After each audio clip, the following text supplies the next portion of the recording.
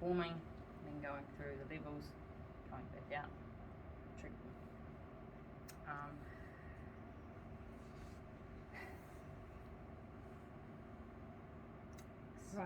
Right. I'm just trying to think of what else to explain. There is, I kind of briefly went through it. I think there's kind of two types. There's MET, which is muscle energy techniques, which is more active side of it, and then neuromuscular, which is more the passive side of it.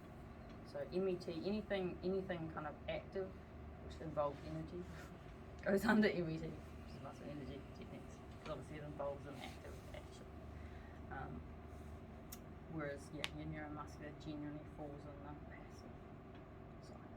So it's kind of how you can categorize those two.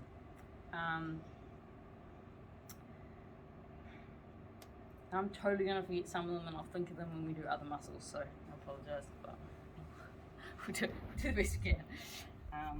So, it's good actually, it's actually very helpful. Oh god, this doesn't work. You can, I'm sorry. So, depending on the type of towel, you can, sometimes it's easier to actually tuck the towel. So I might do it here, is actually tuck it like that, so it's out of the way and then you're not moving it around all the time and things like that. But when you're treating quads, that is kind of what I expect to see. It's a full, you need as much exposure as possible without it being so, and theoretically we should be stripping all of this. Obviously adductors, that's fine, but you need to be treating that full section.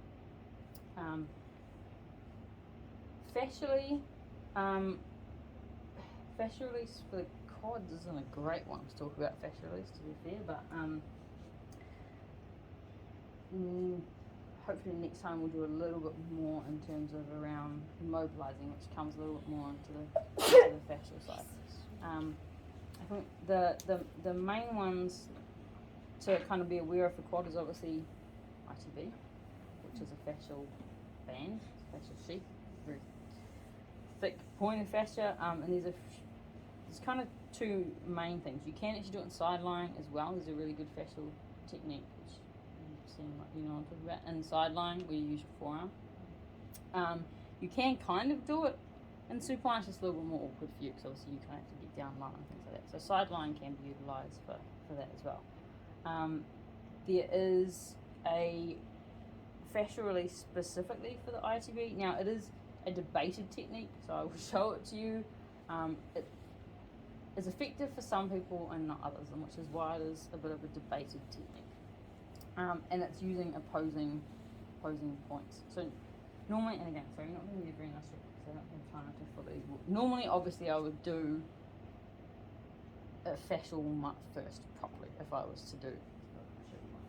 Do you guys use forearms for fascial or just hands? Both use forearms. Okay, but both. It's really more what you're comfortable with. As long as you can get the movement and the pressure. Most important thing is obviously any fascial is really, use my hands, it's probably a little easier to see, is that you go with, you let the fascia move you, which is why it takes so long, which is why I won't be doing it properly, because it takes a long time, especially if you're doing ITB kind of isolated stuff. It's a very slow process. We could be here for a very, very, very long time if we were to do this properly. So ideally you want the fascia to move you, not you move it. So you're literally just waiting. You can see why this would take a very, very long time. So I'm going to speed it up a little bit. You can.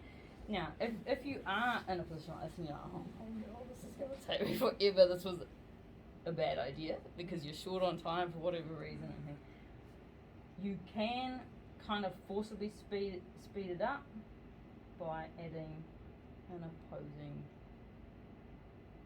pull. It just helps it along a little bit. It's not quite as effective, however, it's better than nothing. It's like for that, it's so stuck there it's not even going to move, which is why it came off. So you can kind of aid it along. I'm assuming you've all been kind of taught, you know, like your croissants and your thumb rolling and your those are your standard kind of fascial techniques. I mean, obviously, if you really wanted, you can do those. I don't use them huge amount, to be fair. I'm not a big fan of the croissant, I must say. No, me either. The probably the one that I would use most on the leg is actually for you can do it two ways. You can do it this way, where you come up and towards and around, or like a crossway one. Should be more like that. It's just like a crossover. I'll probably use those more, but the one for ITV is it's literally points along it, coming towards the centre. The reason it's debated is, well, one, like I said, it's only effective about 50% of the time. It kind of depends how tight the person is in their tissue health and things like that. The idea of it being is that you are creating, you know, convex spaces in a tight band, theoretically inducing a stretch. It's almost a little bit like trigger pointing, but very superficially. So you would literally start just above the knee and just down on the head of the fibula, and you literally, and again, it takes a very long time and it's very tedious. I don't use it a lot. You sink in. You can do it through pressure, so you can. So you sink in. We wait for it to release. Slowly come out. We move up the other thumb loop. Sink in. Wait for it to release. Come out. Move up the thumb loop. Sink in.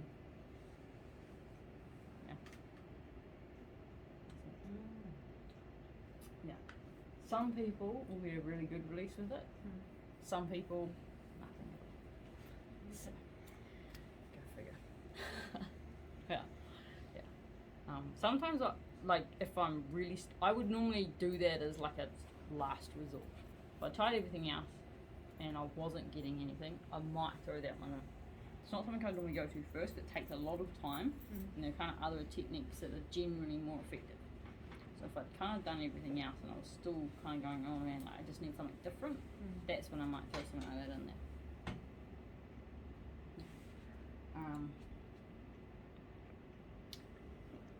So that's your main. You can use it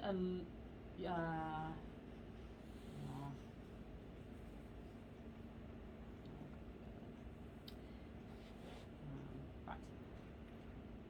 Before you put your wax on, sorry, just for me specifically, because you know I can't do as much hands, what would be an alternate? Oh, you can just use your forearm. Okay. So, like, literally, same thing. In sideline, this is way easier. Okay. In sideline, you have them sideline and their leg. So, she was facing that way, and her hip was here, knee, foot. I literally come around this side, start with my forearm right, dropping off head of the fibula, and then like literally pull it down, and like you can kind of use your weight to drag it down and do. And generally, that is actually how I would do it mostly if I was to do fascias. But we'll do that on one side. Yeah. It's way easier. You just literally hang out there, and your body weight just kind of pulls it down, and it does the whole ITB. So that's my favourite fascial technique for ITB. Yeah. You can't do it very well. You can't do it very well on this position. I think you can kind of get down and do it this way, but it's just, you know, it's really good.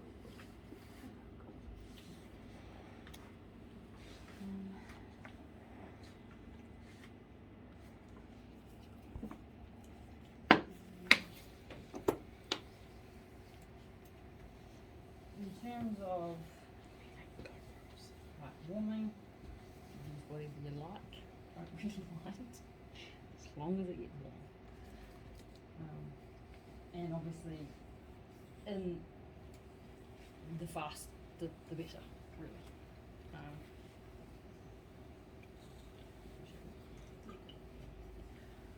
So again, just a comfortable pressure. You want as much movement in the tissue as possible, which is why I kind of tend to like those ringing type ones, because you get a lot of movement. Crossovers, doesn't matter. Just try and always keep two hands on, so even if you're doing crossover, use both hands. And use your body. And that's all you want. So warming done. 2 minutes. Yeah. Technically that's how I want you guys to be warm. It should be warm, done and dusted in as little strokes as possible. So the more kind of engagement and like movement, so like even your neck, and you should see the tissue moving, it's going to warm a lot faster.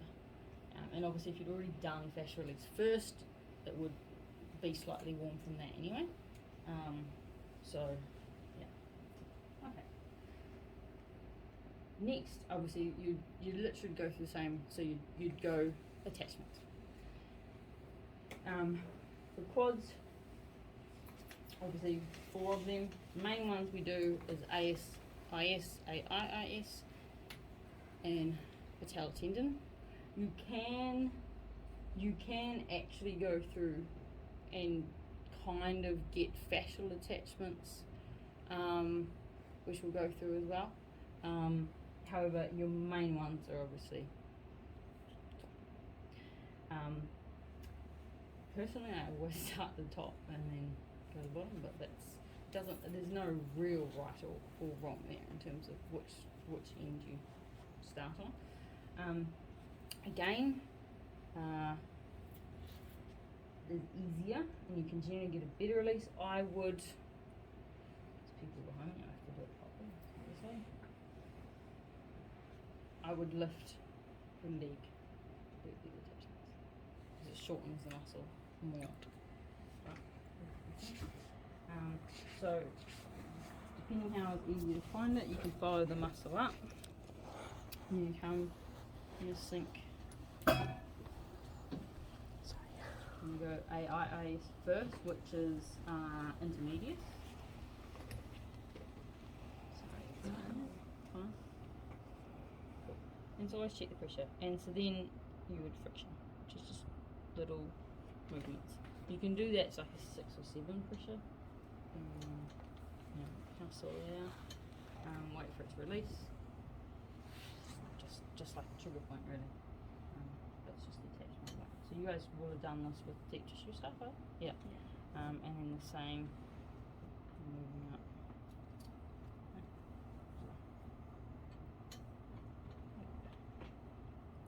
That's right. You can use the leg too. This should be kind of a review. You should have done this kind of thing before. And then same down here.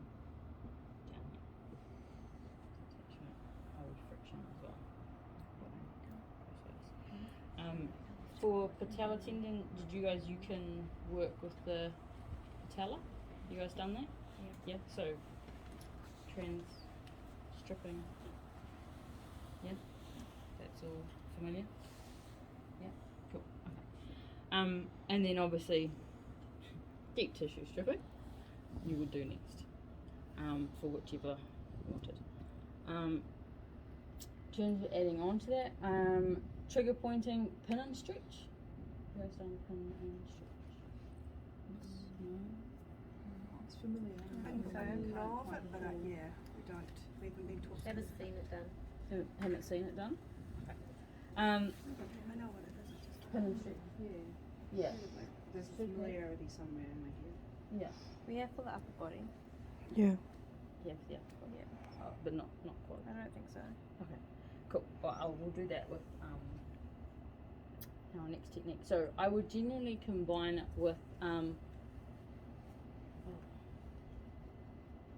think of a technical name for it.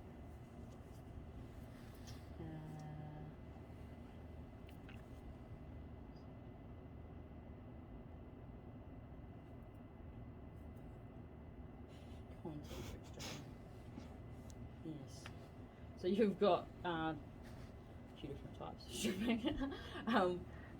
For the quad, are you? You might just need to shuffle over towards me. What's a little bit of a different one? It's the only one where you take them off the table, like in terms of dropping them off the table. Yeah, get it? Mhm. Yeah. Okay. And I genuinely, I'd normally have a towel and have a towel. So for this one, yeah, you need to drop the leg off the table. So basically, it's stripping with movement. Now there's active and passive variations. It's exactly the same, and there's concentric and eccentric, and there's active and there's passive. Makes sense? Everybody follow me with that? Okay, cool. And it's exactly as it is said. It is stripping with either a concentric or eccentric contraction or a passive movement. Quads is actually probably kind of a silly one to, well, no, it's probably a good one to demonstrate on, because it's the only one that's really quite different. The rest of it is you're controlling them a lot more easier. Hamstrings is a great example because it's so much easier to kind of move the leg around. The quad is probably the only one that's really quite awkward in terms of takes a little bit of getting used to controlling the leg off the table. But so normally, obviously, you would have done. I would normally still strip and kind of go through the warming and the stripping down to like a level 6 with it on the table first, so that it's really nice and warm before I move on to this. Then I'll drop them off the table. So I'm not going to do any of it to a deep pressure just because obviously she done any of that. And you can obviously target it to whichever one you want more. Just for ease, I'm just going to do it through the middle so that everybody can see. So again, passively, generally, if you're, these ones work for lengthening a muscle. So you're doing it for muscles that are short and tight. Obviously, you don't want to lengthen a long muscle. Right? So you're long and then cross fiber type stuff. So generally, passive stripping with length is for short. Active stripping is generally more used in long muscles because obviously it's activating the muscle. That makes sense. So it's engaging. It's also a neural connection. Is that your word by that? So, not the best at explaining things sometimes. So the easiest way. So you always try and start them in neutral, essentially. So in this case, it would be straight. You would sink into your pressure, which you can't do. You would sink into your pressure, and then as you strip through, you would drop and allow that stretch of the muscle to happen. Okay. And you would take it all the way point to point, within range of comfort. And then you come back, go to your next point, do the same thing. Okay? So that would obviously, that's a passive, and it's for lengthening. And also breaking apart fibres. So it is good to do over, trigger points and things like that as well.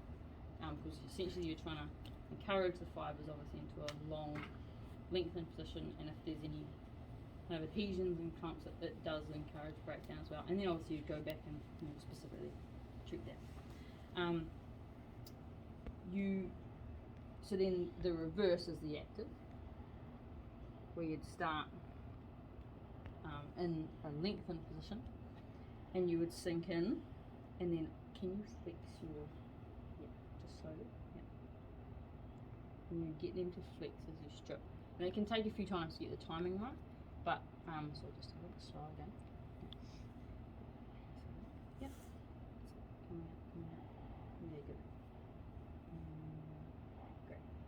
And depending where you want to activate, you could then start, especially with the quads, with the bigger muscle, you could then start part way and do the same. So you can kind of tailor it depending on the size of the muscle and things like that. I would only ever do, like if especially with active, only ever do a couple and then I'll do something else and then potentially go back to it. Just because obviously you don't want them continually activating over and over and over and over again. So I would generally do kind of 3 to 4 active ones, and then I might flush it, move, go to a different area, and then go again. So that would be your active version. And that one's for lengthened. That one there. That one is more for activation. Yeah. You can use it. It is quite good to use through trigger points and things in a short muscle, because you're obviously trying to encourage them to work, especially around scar tissue and stuff as well. If you're trying to change the structure of it, you can use it, or to activate. But obviously you've got to be aware that you're contracting the muscle, so it will to a point shorten it. So if it's a really tight muscle, then I would come up with something else, even if I was still trying to do the same thing, like the passive. I'd just do the passive version, for example. All of the active ones are for healthy people, generally. Like, you wouldn't use them a lot in chronic pain. To be fair, I barely ever use the active ones, not gonna lie. I might use an intent to activate, call it. So it might be like I might come and strip, and I might just say, can you just push up into my leg? Yeah, no, sorry. Start again.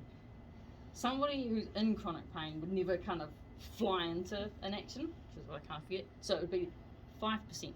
5%. Can you just push and then relax? Yeah. And then I might go. And then relax. Yeah. And then push. And then relax. And then push. And then relax. So I might do it like that. So really, really small intention to activate.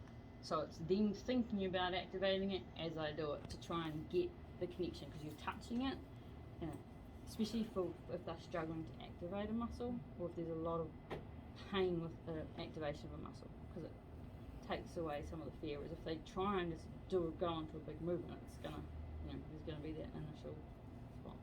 So you can use it as it's a slightly different technique, but yeah, we call it it's an intent to activate. So you kind of pick, but even any of the activation, it's only 5, 10, max kind of 15% strength in unit. They're just moving the joint. You're not trying to do a strength test or anything. Yeah. That makes sense? Okay. You then have pin and stretch, which I would then do after, when you're going. So those, to be fair, that's your main adaptions of those are the main techniques that you'll be adapting to different muscles in terms of with stripping. Then then pin and stretch is obviously for a trigger point. There's a few in there, but we're not going to do it properly. But yeah, so it's the same sort of thing. And you do have active and passive for this as well. Again, be aware that obviously an active one is going to create a lot more pain and a lot more firing than a passive one would. And same thing, active, you always start in which is why for the quads it's a little bit awkward, because then you end up holding your leg sometimes for long periods of time, which can get a little bit tiring as a therapist. So you would have done stripping, you'd then come back, find your trigger point, same thing, you'd sink in. The difference being you'd only, especially with the first one, you'd only sink to about a 6, because the pressure is going to increase as you go through the movement. That makes sense, right? Yeah. So you'd get on your trigger point, sink into about that 6 pressure, and then you'd slowly, watching the reaction, because sometimes the pain can spike quite a lot, you would stretch it through, and the trigger point will try and move below your fingers. The idea is, and generally, probably should have said first, so in this case, I would be on the inferior edge of the trigger point, and as you take it into the stretch, it's actually going to stretch through, and you're going to end up basically on the opposite side of the trigger point. So you're not stripping through the trigger point, you're staying still, but because you're compressing that edge the idea is that it will actually pull those fibers through under that pressure. Makes sense? Yeah. So you kind of find the centre of your trigger point, and you want to come up to the centre of it. So the centre of the trigger point, you guys know what I mean when I mean centre. Is at kind of your fingertips, and so then when you drop through, that centre will end up going under and then through. Yeah? And then obviously active through it. Same. The I suppose the biggest difference with an active one is you will need, like, it's a lot harder to stay on the trigger point properly, because when they activate the muscle, the trigger point might pop out to the side. That'd be the only thing. So you might have to try a few angles to really anchor the trigger point. That makes sense. So same sort of thing though. So you'd find the trigger point, come onto it, and then same, just using kind of 5-10%, you'd straighten your leg from there. Like that.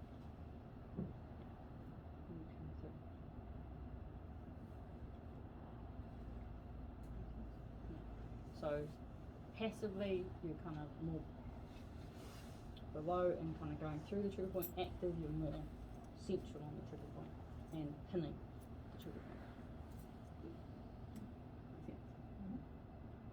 And then obviously you flush after your trigger points. Any questions about those so far? Do they make sense? Do you understand why you'd be doing them and how they'd be? Can I just clarify? Is the reason we don't sort of lift the knee up and do it that way because you don't want to cut off that attachment or that muscle? Is it having it up on the table and lifting the knee up and working down the muscle? Is it because the attachment goes over the hips and then you go to flexion? It's okay. No, it's to be honest, it's more ease of movement for this muscle. Okay. In terms of having the leg here, you're still able to control the leg. Whereas if you were to try and put the leg on the table and slide it up, it becomes very difficult. If you had a client who had really bad hip pain because of like their psoas muscles and couldn't bring it off the table, would you then sort of do that on the table and lift it up, or? I wouldn't do this if it was causing pain. No. No, I mean like if having the leg off the table, causing too much tension to the hip flexors. I'd treat it in a different way. Yeah.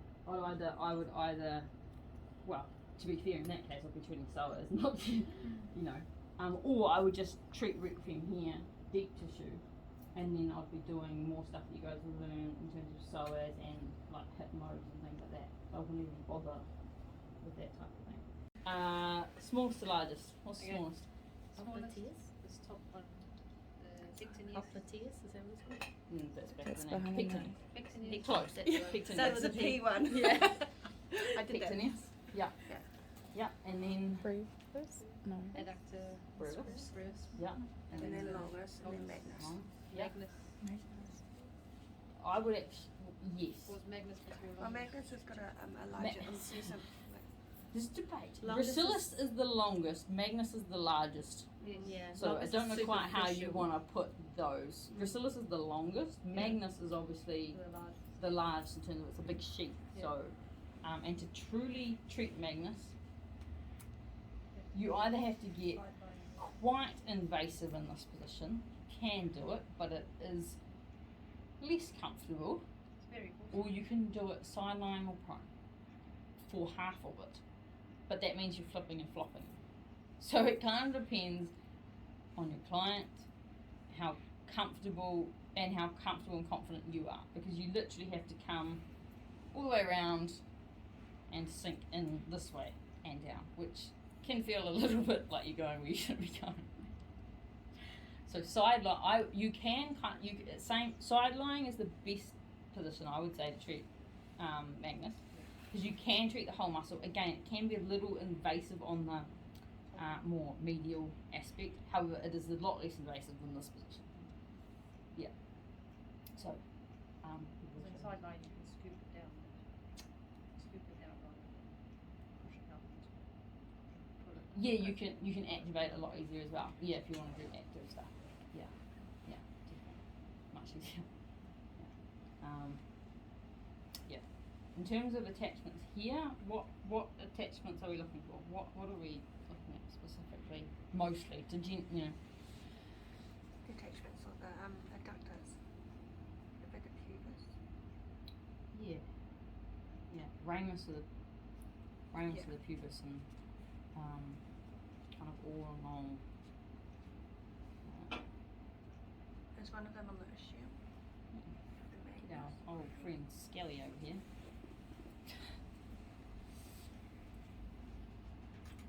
Yeah, if you just want to try and. Whoops, so you've lost your little feet. That's why he doesn't roll properly. He feels the stuff. Goodness me, he's a He's waiting for broken you to sweep him skeleton. off his feet, Em. No. So, Oh, okay. one of them over here. Oh, goodness. Excuse me, you can come in my friend. Yeah, he's a bit crooked, alright, goodness me. Okay. So, you see, this is the main ones we're looking at here, and then you've got under here as well. So, we need to be comfortable with all of this and the posterior aspect here as well. Inferior aspect, sorry. It's getting in there. So this is what we're going to do. So it is a bit invasive. You have to practice it a lot. Yeah, and not the easiest to demonstrate, 'cause obviously we don't want our faces like, you know. So, sorry. But essentially, everything else is the same to a point. Your activation is purely just pushing into the hand or into the knee in terms of if you're, so obviously you're doing adduction and abduction. So you can utilize it in this position for anything active. Passive becomes a little harder. You can to a point utilize your own body and movement, and that's about the only way you can really do it in this position. Yeah. You can do it a little bit more inside, because obviously you'll be treating the bottom leg inside line, so the adductors are up, and we'll show you that after. But essentially, same thing, and I think probably the easiest way is to come around and show you all individually the attachments so that we're not all feeling them on this one. Is it, and with draping, Yes, how far over do we need to go? Because you don't want us going under the towel. yes. So that is something I'm about to show you. So, same sort of thing, you warming up that whole area. Obviously I would have talked to the client first to make sure that they're comfortable in this area and letting them know where I'm going to be going and all of that. But you do, you know, very similar in terms of warming up. However, you find comfortable. I personally, especially if it's a male client, I do it for female as well, just for good practice. But definitely with a male client, you ask them to cup their junk. Essentially, yeah. So using this thing, so the same hand. Can you just put your hand, and I would normally say on your bikini line or your underline, in your groin. Yeah. I'm going to ask you to focus. Can you grab your towel and just take it over? Take it over. So essentially, you're asking them to do that. And then that is now your new joke line. Essentially. Yeah. And then exactly the same. But again, I think it's easier if I come around. But essentially, you would strip up. In this position, I would tend to do it that way. And I'll show you all how to find them. I think is probably easier. So strip up, did you say like that? Yeah. So to find the attachments, I would come up this way. Yeah. So for her, one there. Yeah. So yeah, it's a bit difficult because obviously, yeah. And you'd be doing the same thing. You'd be frictioning I always start as medial as I can, and then come out How do because you know- it's easier than going in. How do you know when you've found the attachment? What does it feel like? Same as any other attachment. It's quite, it's quite fibrotic. It's quite fibrous. You guys, do you do true attachments? Yeah. So it's exactly the same. It's because it's tendinous, obviously. So it's on the bone. So you should be able to. It's kind of like just any down Right. here. You will actually feel it exactly the same. In fact, it's normally worse in there because they're really. Yeah, they're normally really tight, really ropey, and you'll actually be able to like pop over the individual ones genuinely. So you'll be like, oh yeah, there's one, there's two, like it's genuinely quite distinctive. But I will, I think I'll come around and go for that. And then attachments. Again, some you can kind of feel, and some are easier and harder to find. Along the femur, you can generally Pectineus brevis longus are they're pretty easy to find. I find anyway, because they're generally such tight muscles. You can and if you need, you can just say, can you just push up into my hand, and it'll top out when it's activated. So same thing, you friction, and then you can strip whatever is needed, and you can add movement or activation. And obviously gracilis is across the knee. And then brevis, I'll show you sideline.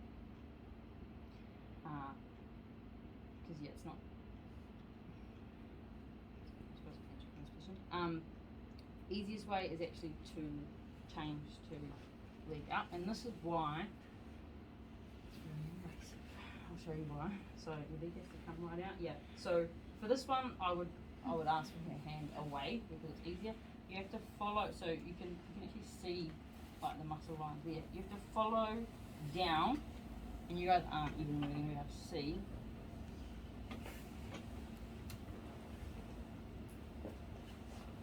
This way. Not very nice, as you can imagine. Sorry. So generally I do the sideline because that can be very invasive. So if you have a client who really isn't comfortable with you doing that in any way, shape or form, how do you similarly treat those muscles? You can get them to treat their own attachments. Oh, okay. Yeah. So you, and again, because generally you just say find a tender spot, you get, and sometimes, or you can actually do it through their hand. I hate doing it that way, and I would just ask them to do it yourself. But you can actually say, can you put your hand on your bikini line, find, and just kind of explain it to them. And it's quite obvious, it's like a bony protrusion. Pop your hand there, and you can either feel through their hand. For that, I would actually tend to do that so that they can feel, because they're not going to be able to feel through 3 layers of towels. Because their feeling shouldn't be as good as yours technically. So you just pop your hand back. Yeah. So what I'm going to do, and I would potentially show it on myself in terms of it just makes it easier visual.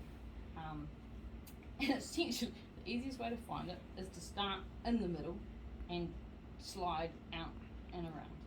Yeah. See like that. And then come up until you find the kind of flat line. Yeah. And yeah. So they can generally feel it straight away. And then literally you would just say to them, just move outwards along that line, doing that movement. And they can do it themselves. And then you can strip. If you don't comfortable. Or they would comfortable. Or if they don't, you can give it to them as like a home care too, so they're not doing that in front of you, because some people are like, I don't really watch me do that, it's weird.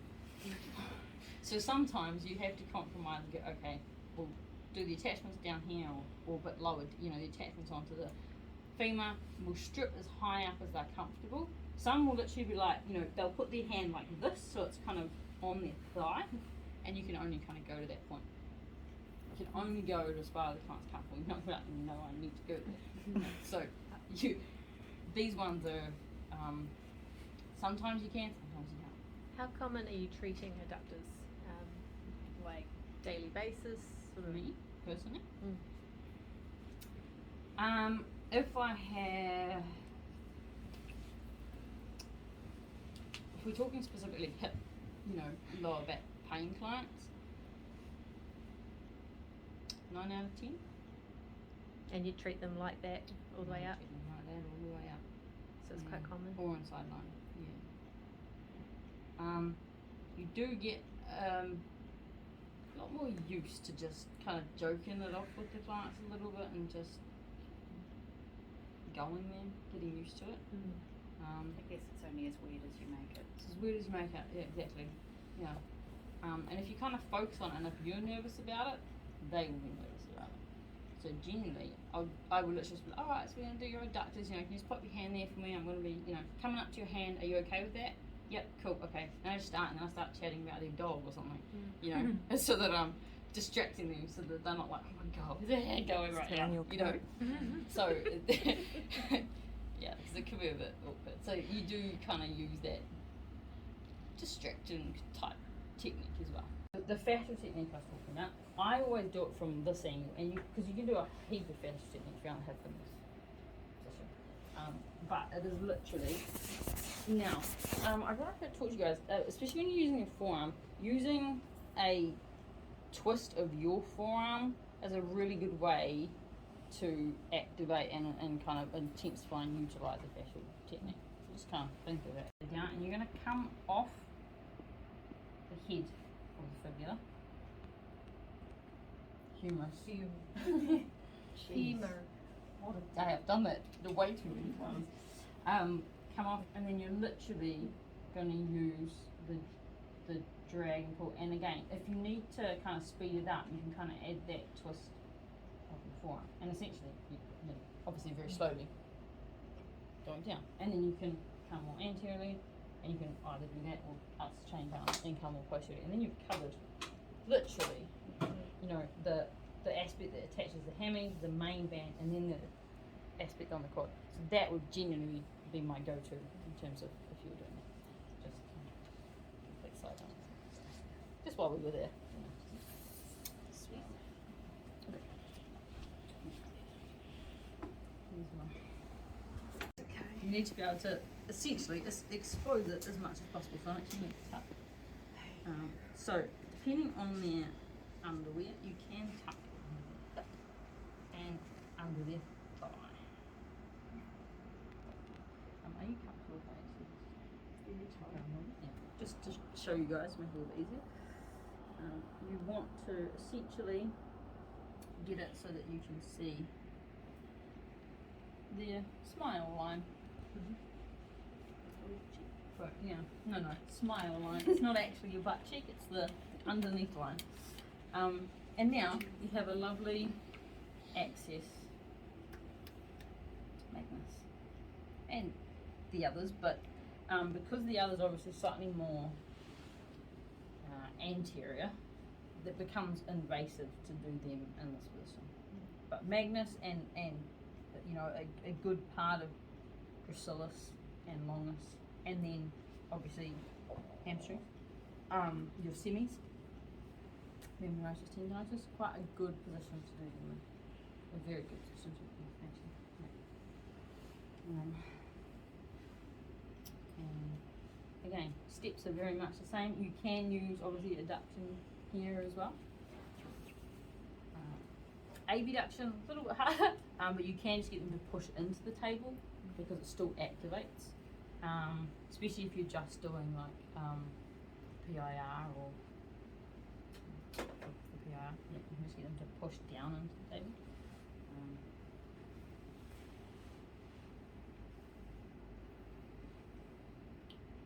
And again, it's just about, don't be shy. You do have to cover the whole area, so coming up this way.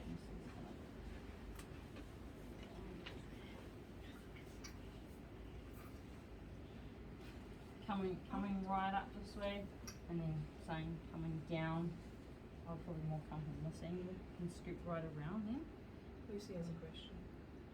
Just about draping. I don't massage really like men.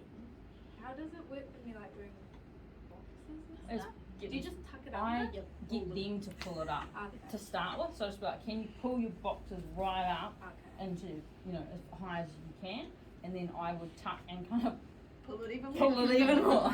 Yeah. I was thinking, Yeah. No, generally I was like, oh, can you pull them up into like a, you know, into a bikini, you know, like a bikini. I actually had a male client who was just like, I don't need the towels, just get in there. Yeah. I would still Yeah. towel.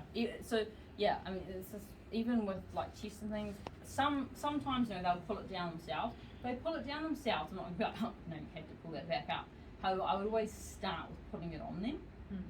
And then if they pull it down, they pull it down. I'm not going to be like, no, because that makes it really obvious. But I would always start with them draped the same as a female, and then it's up to them.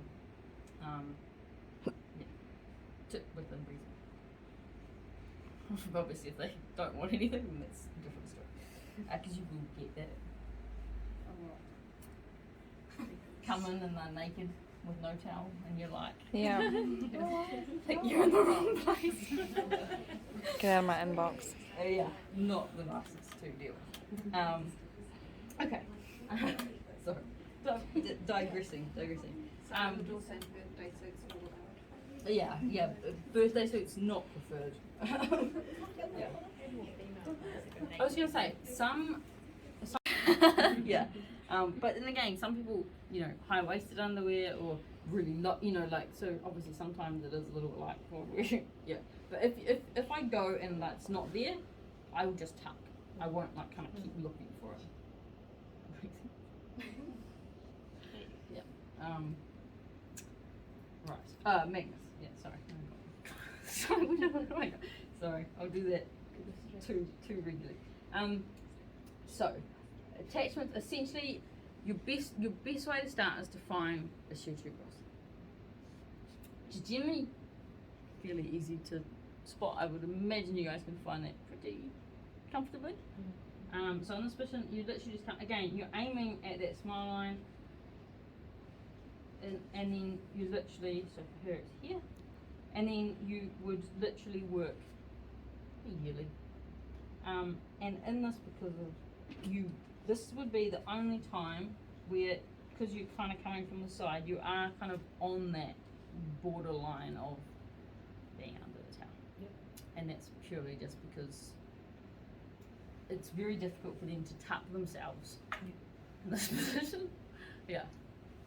So but I would always kind of come from the side versus coming this way, if that makes sense. It kind of makes it a little less invasive. So always find the shoe tuberosity and then work immediately. And you're literally working, you can tell me if you're not. So you would literally kind of friction, and then you're literally working your way as far as you can comfortably into that medial aspect. And then it's exactly the same.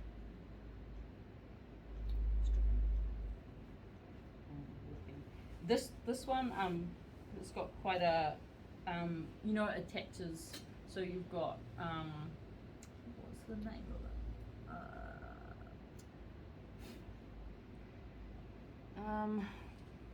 The ridge on your semis attached as well. What's that called? Mind blank. You know what I mean. Like there is actually a ridge. Yes. Yeah, linear aspera. So you can actually, on some people, you can actually find and feel that as well. It's normally quite fascially tight, because obviously there's the hamstring connection as well. So in this position, it's easier generally to find and palpate, because the muscles kind of fall to the side of it, if that makes sense. So, and you can kind of see, it's normally a little tender. So Oh, it's not sore. it's not sore? No. Okay. So for her, it's right along there. You can actually feel it reasonably nicely. But I'll come and show you guys that individually as well. So you can actually swoop in and kind of strip along there as well for the attachments, and obviously that then works into the semis as well. Yeah. So any questions? It's a lot. Yeah, I might, hold on, I mean, the main thing I really want to show you was just how much easier it is on everything else. So obviously, same thing, warming, stripping, attachments. You guys should be already doing that. Right, attachment, hold on.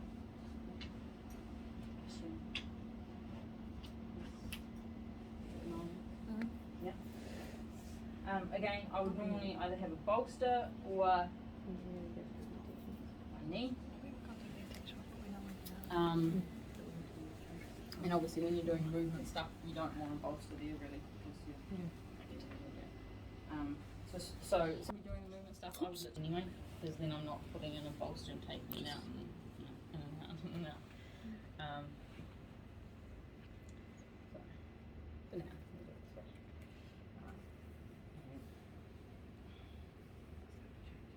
You just get used to trying to move around.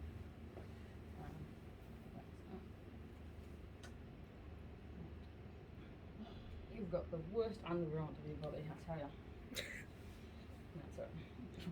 That doesn't make it worse. Yes. Sure.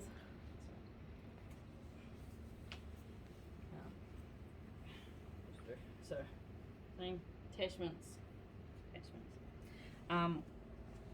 There are a few ways you can strip through hamstrings. You can obviously use fingertips.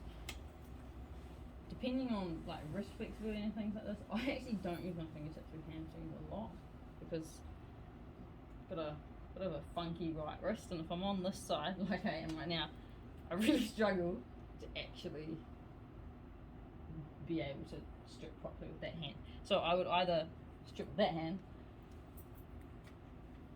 or use my knuckles. So I would generally probably resort to knuckles.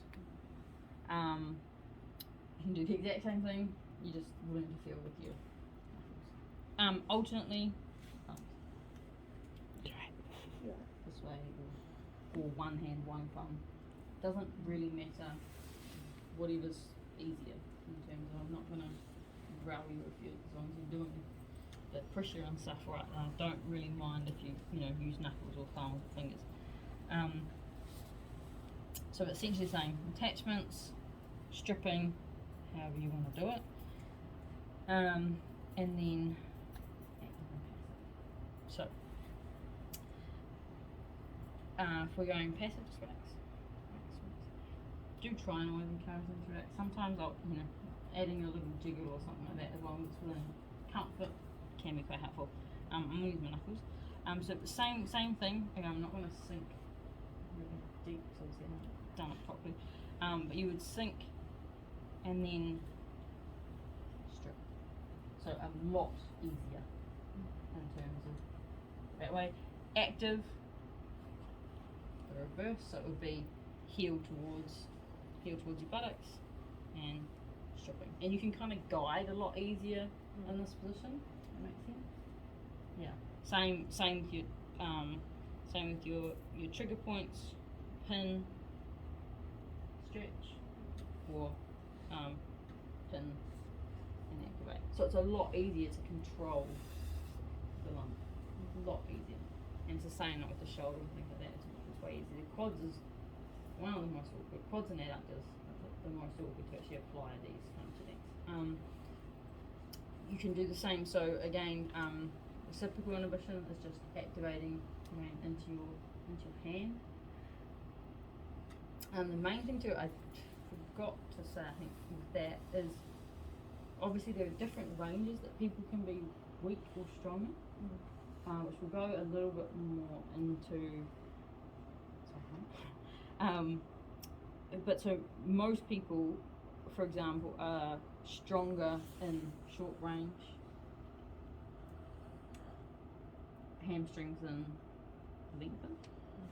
So this initial activation is harder, and then they'll get stronger.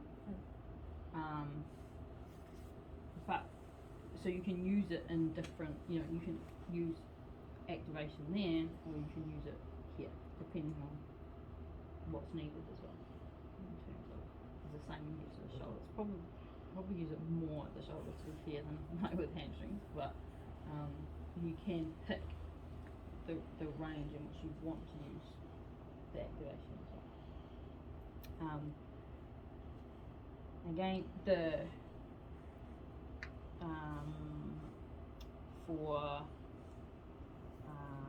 PIR, which is obviously activating quads, you can either get them to push down to the table, or you can lift them up a little bit, or have it into a bolster and push into the bolster. So obviously they're not hurting the ankle. Would be the only thing to note there. Is either to just lift them up and then push down there, or put the bolster so that they're not, going into extreme punches. Otherwise, it's all pretty much the same. Cool. How about we have a practice of some of that before I totally motivate you? Any questions first? Sorry, I'm getting words off my Yeah? Practice where do we start? All good.